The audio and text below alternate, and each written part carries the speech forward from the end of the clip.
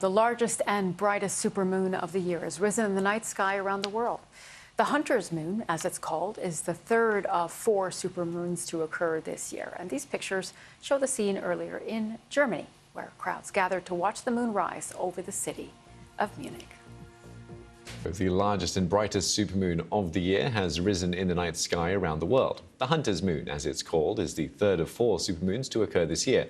And these pictures show the moon over the skyline of Hong Kong overnight. NASA says it anticipates the moon will appear full for 3 days. Sam Harrison has been watching it as it lit up the skies. The orange glow of dusk in the UK, but waiting behind the clouds, something spectacular. A full hunter moon, its proximity to Earth making it seem 14% brighter and 30% bigger than normal moons. This photo showing the event in all its glory over the Dorset coast. Meanwhile, these shots were captured on London's Primrose Hill alongside hundreds of excited stargazers. And I took some pictures and I was like, the moon is so much brighter than I've ever seen it before. I thought it looked really nice. It looks a lot bigger than usual and it looks really bright and clear. Usually you see part of the moon and it's not as bright, but yeah, today it's, I took a picture and when you zoom in, it looks like the sun.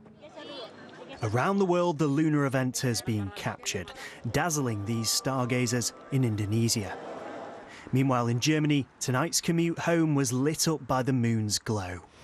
Footage from around the world capturing a dazzling moment as the biggest full moon of the year came out on display.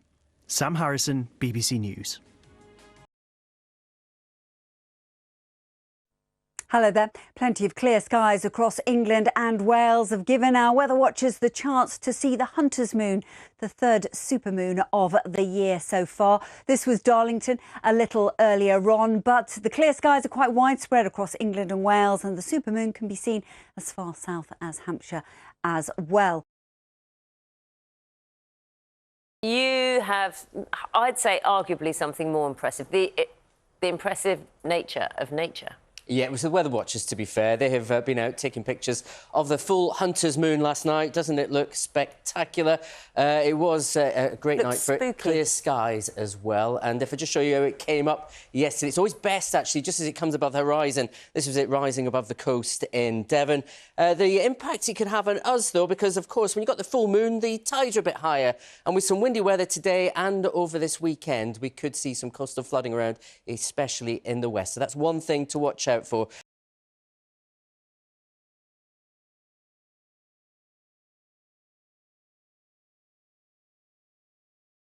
Footage from around the world capturing a dazzling moment as the biggest full moon of the year came out on display. Sam Harrison, BBC News. It's one more to go. One more? Yeah, it's the third of 4. Ah. Yeah, that's the hunter's moon, and we've been playing that guessing game this morning. Yeah, did you figure it out in the end? It took you quite a while. No, I did not figure it out. Hello, Matt. Because you wouldn't tell me, and I refused to look it up. Yes. It's an animal, is the name of the next moon. November moon, 15th of November. It's the beaver moon. And that's because it's the time of year where beavers make their dams. So all linked to nature. Shall I do the weather? Anyway, very good morning to you. Hope you're well.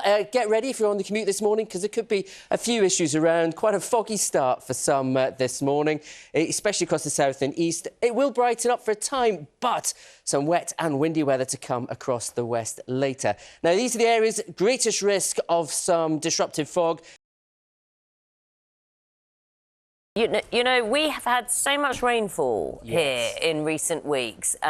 It feels like, you know, the ground is really wet, the water table's up, and you can get quite miserable about it. And then there's always somewhere else. There's someone else who's had far worse. We have already flooding this week across the west. Links into the same weather system, which has brought this. Let me just show you. This is not a river behind me. This is the main A46, just southwest of Lyon. Towns, villages severely flooded in the Ardèche region yesterday in France's worst rainfall event in 30 years. Around a metre's worth of rain. That's around 8-9 months worth of rain fell in the space of a day and a half. The impact, as you can see, and yes, that is a mini coming down the river.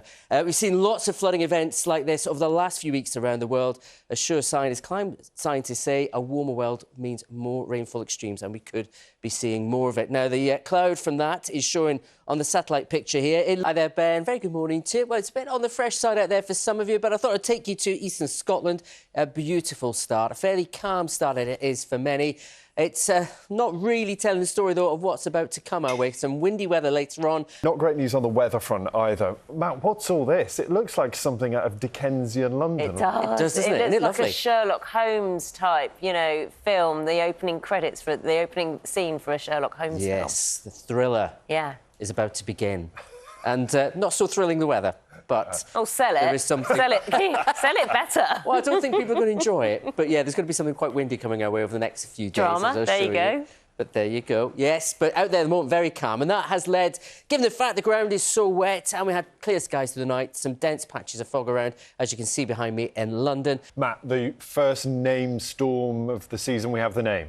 We have, yes, the Irish Weather Service, Met Éireann, have named it for impacts across many of them on Sunday, but could also have some big impacts here as well as we go through Sunday and into Sunday night, as I will show you. So let's get on with the details. Yes, very good morning to you. Our first named storm of the season has finally been announced. It's going to impact, as I said, worst conditions in the west of Ireland, but will also have an impact for us as well. It's going to have an impact for travel, could cause some damage as well.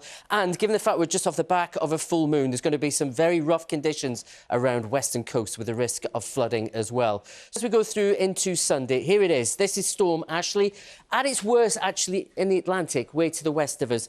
But as it moves across, it will sweep rain for all of us through Sunday.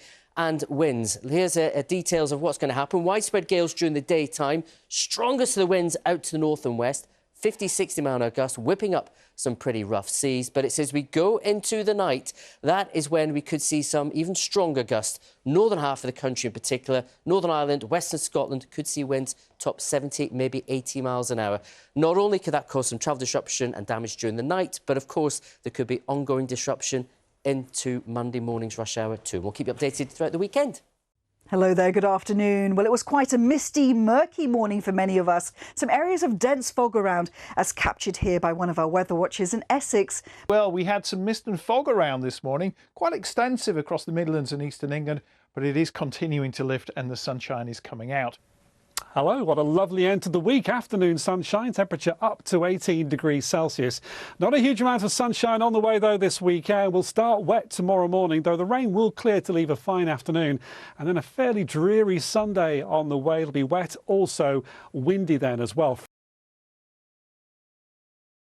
And Helen, we all woke up to fog this morning. Is there more of that in store? Different type of fog, actually, Alison, tonight, but over the hills because of the rain. This was the fog this morning in Kew Gardens, and I will tell you about our first named storm of the season as well in just a minute or so. But the fog cleared and we've had some beautiful sunshine across the capital and all around the county surrounding during the day today.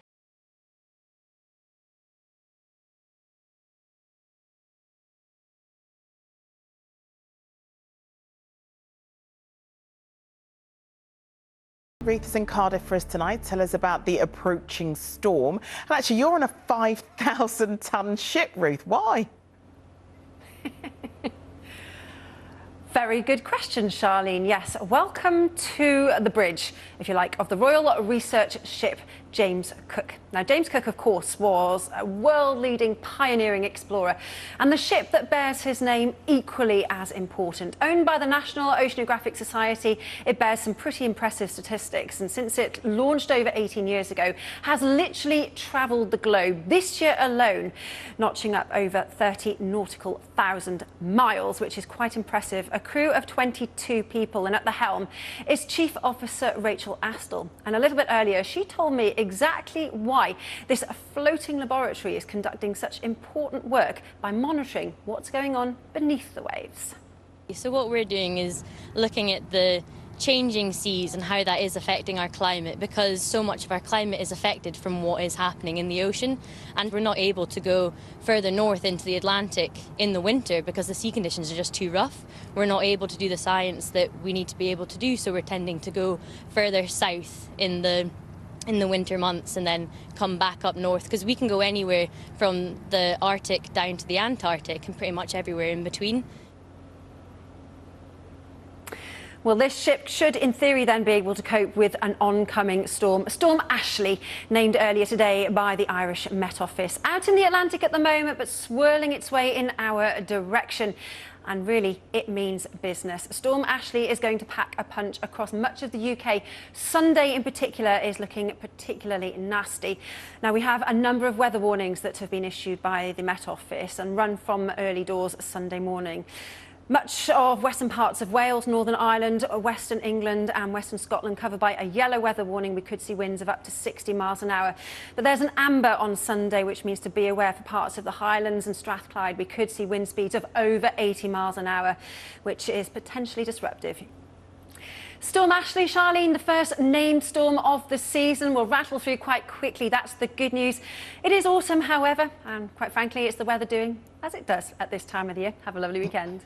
All right, thanks, Ree.